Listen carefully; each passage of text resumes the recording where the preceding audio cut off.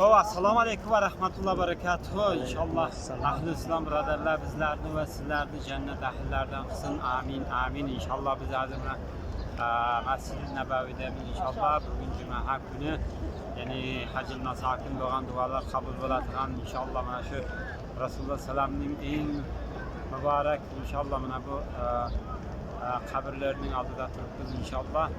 Yani bugün Cuma günü mana dualar kabul olatan inşallah ibadetler kabul olatan inşallah Amin. Dua kılamiz inşallah. Amin. Yani sizlerge hem şu yerde dua kılışta, sizlerge hem şu yerde ibadet kılışta nasip olsun inşallah. Amin, amin.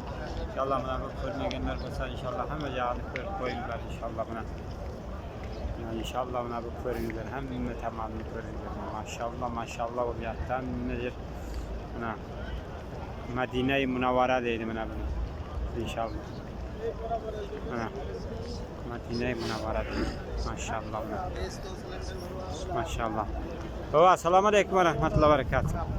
Assalamu aleykum ve rahmetullah ve berekatuhu. Aleyküm assalam. Qanday yaxshimisiz? Salomatligingiz yaxshimi? Alhamdulillah. Hozir qayerdasiz bu yerdasiz? Masjid-i Nebevi'demen. Ha, maşallah, masjidda. Cuma voqani kelyapman. Maşallah, maşallah. O'zi arab bo'lib qolibsiz, ha? Ha, endi Peygamberimiz şu formalarda namaz okuyan ekan. Ay maşallah, maşallah. Peygamberimizin sünnetleri de giyip namaz okuyan. Allah razı olsun ha, inşallah. Allah emanet olun inşallah. Allah razı olsun. İnşallah.